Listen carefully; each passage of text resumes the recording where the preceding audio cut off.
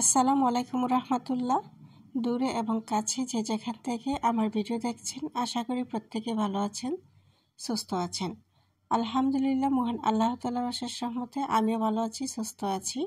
প্রতিদিনের মতো আমি রান্নারানি আফরোজান নতুন আরও একটি রান্নার রেসিপি নিয়ে হাজির হলাম। পুরো ভিডিওটা স্কিপ না করে দেখতে থাকুন। তো আজকে আমি রান্না করব খলসা মাছ। এই খলসা মাছগুলো দেখতে বেশ বড় এবং আমি তাজা মাছগুলো নিয়ে এসেছিলাম, একটু বাহিরে হাঁটতে গিয়েছিলাম। দেখুন মাছগুলো কীরকম, এগুলোকে আমি কেটে নিয়েছি। এই যে কেটে ক্লিন করে নিয়েছি। সবগুলো মাছ রান্না করব না, এখান থেকে আমি 5 পিস মাছ দিচ্ছি রান্না করার জন্য। এই মাছটা কারা কারা খেতে পছন্দ করেন কমেন্ট করে জানাবেন। আমার তো ভীষণ ভালো লাগে, খেতে অনেক বেশি টেস্টি হয়। তো মাছগুলোকে এখন আমি লবণ দিলাম, হলুদ দিচ্ছি, দিয়ে দিচ্ছি মরিচের গুঁড়া আর সামান্য পরিমাণ তেল দিয়ে মাছগুলোটাকে আমি হাতে মেখে ম্যারিনেট করে রাখবো।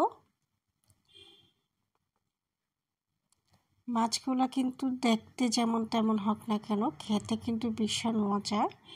এবং রান্না করার আগে যারা এই মাছটা রান্না করেন, অবশ্যই যদি লবণ গরম পানি দিয়ে দিন, কোনো রকম মাছের গায়ে গন্ধ থাকবে না। যে কোনো মাছই লবণ এবং গরম পানিটা ধুইলে এটার ভিতরের কাঁচটা গন্ধ চলে যায়।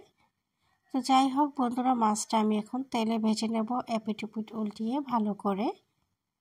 আপনারা যারা যারা আমার ভিডিওটা ফেসবুক পেজ থেকে দেখছেন, অনুরোধ করছি ফলো দিয়ে সাথে থাকবেন, লাইক কমেন্ট শেয়ার করবেন। আর যারা যারা আমার ভিডিওটা ইউটিউব থেকে দেখছেন, অনুরোধ রইল আমার চ্যানেলটাকে সাবস্ক্রাইব করে দেবেন এবং রান্নার নতুন নতুন রেসিপি পাওয়ার জন্য পাশে থাকা বেল আইকনে টিপ দিয়ে ওকে করে দেবেন। তাহলে যখনই আমি নতুন কোনো রান্নার রেসিপি আপলোড করব, আপনার কাছে নোটিফিকেশন চলে যাবে। তো আপনাদের সাথে কথা বলতে বলতে আমার মাছ ভাজা কমপ্লিট হয়ে গিয়েছে। এখন মাছটাকে আমি ভুনা করব। আমি একটি চুলার মধ্যে কড়াই বসিয়ে দিলাম, পরিমাণ মতো তেল, মাছ ভাজার তেলটাই দিয়েছি, আর দিয়ে দিলাম পেঁয়াজ কুচি আর সামান্য পরিমাণ রসুন কুচি, আর অল্প পরিমাণে তেল দিয়ে দিলাম। তেলের পরিমাণটা একটু কম ছিল, দিয়ে আমি গোল্ডেন করে পেঁয়াজগুলোকে ভেজে নেব।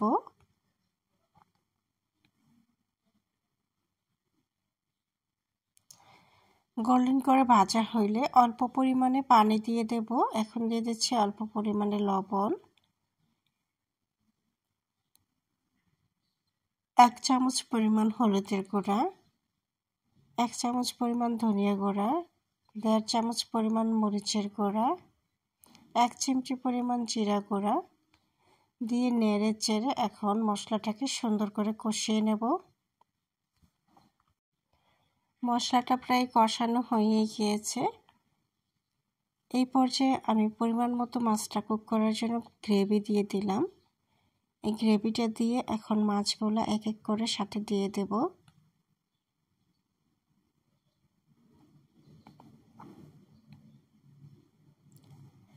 মাছগুলো দিয়ে আমি মাছগুলো কুক করে নেব প্রায় 10 মিনিটের মতো।